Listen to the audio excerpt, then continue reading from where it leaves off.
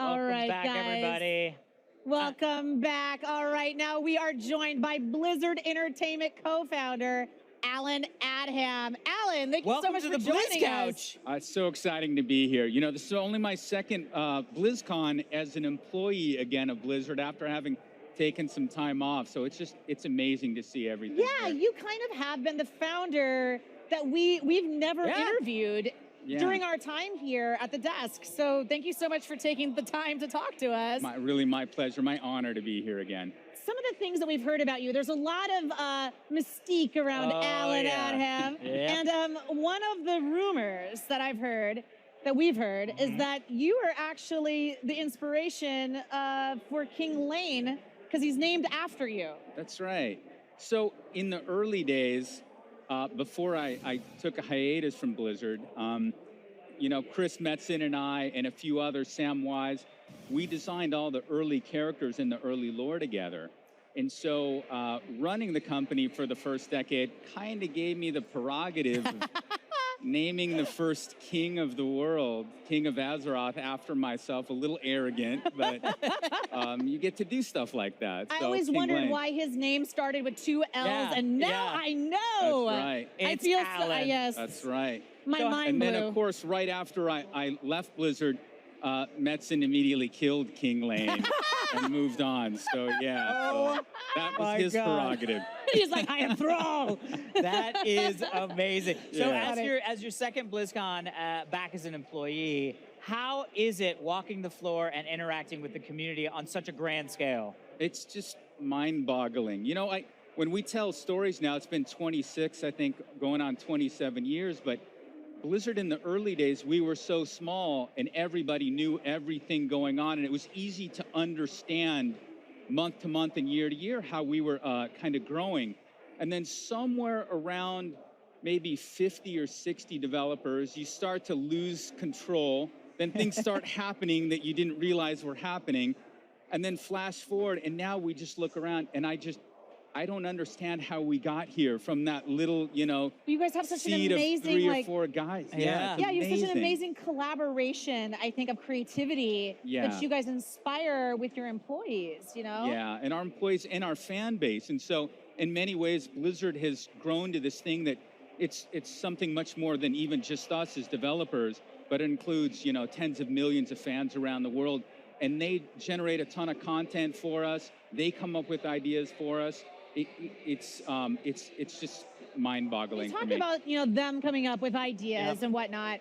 You know, once started as a game developer many, many years ago. You were just saying, going on 27 years ago, you helped co-found this company. What made you want to join Mike and Frank in this journey? Yeah, so like most of us here, I've been playing video games since as long as I could remember.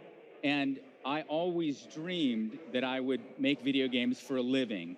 That's before, like, you know, that was back when games were very small. One programmer did your own artwork and your own sound effects. And so it was conceivable that you could actually do it back then. Now it's a great deal harder to get started. But I had written a couple games in high school that had actually been published. Oh, wow. And when I went off to college, my this. summer jobs were I would write a game in about 3 months for old companies like Interplay or Datasoft, Software Toolworks. And so I knew that this is what I wanted to do. And then I met Mike at school at UCLA and Frank also, and kind of told them, and a few other friends. There are a few others we don't talk about that often, but some of our early employees were also friends from UCLA. And to their credit, they thought this harebrained idea with no business plan was worth taking a flyer on. And They're here we kicking are. themselves now. Yeah. They're like, what have I done? The most amazing story of all is how Mike and I met. And it's so neat, because when I tell you this story, you'll realize if we hadn't have met that day in this way, none of this may exist today. We kind of knew each other from school, but we had sat down together side by side in one of the computer labs, and I had locked my computer to get up and go get a cup of coffee, and I bumped into some friends, and I was talking with my friends. When I came back, I sat down and I unlocked my computer and just kept working. And this guy sitting next to me, he turned to me and he said, "How did you do that?" Oh And I my said, God. "I just unlocked the system. You just lock it." And he said, "No, while you were away, it unlocked and I locked it using my password. How did you What? unlock it?" And I said, "What's your password?" And he said, "What's your password?" No! And it turned out Mike and I both used the same password. You have No got to be way. kidding me. If that doesn't happen, Mike and I maybe don't become friends and maybe none of this exists. That is bonkers. I have Isn't that goosebumps. crazy? That's crazy. Yeah. if you wrote that into a movie, I'd be like, no, that doesn't happen. It's a true story. So our password, we don't use it anymore, so I'll say it on camera. Yeah, what was it? Joe, J-O-E. You could just type it in very quickly and go, and it just by random coincidence. Just Joe, Yeah. because back in the day, Yeah, you who, could just who say knew about Joe. cybersecurity back then? Yeah, One that was a last, highly secure Yeah. password. One last thing I wanted to ask you about, because we have to go soon, but one of the things that really struck me when I very first met you and when I very first heard you talk was in the Looking for Group documentary that you guys produced a couple years ago. And there was something that you said about the development of World of Warcraft and about how time lapses inside of the world. Yeah. And what you said was time is time. Yeah. And there was something so beautiful about that. What is that Yeah. inspired you to do that, to say those Yeah. words? So, you know, when we were making World of Warcraft, for those times, it was a pretty big team. It started around 10 people, but by the time we were finished, we were up to around 50, 60 people. Yeah. And so key to making a great game like that is making sure a large team stays aligned and kind of synchronize the vision.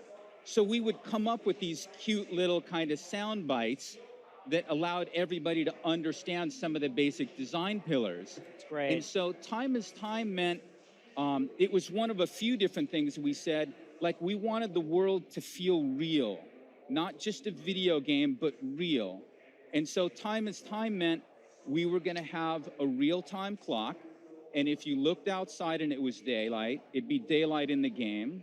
And if you wanted to see a sunrise over the beaches of Westfall, It would have to be that and then time. you'd have to wake up in the morning and see it. Oh and- my God. And our inspiration for that world was we were creating a world, not a video game, and we wanted to feel real.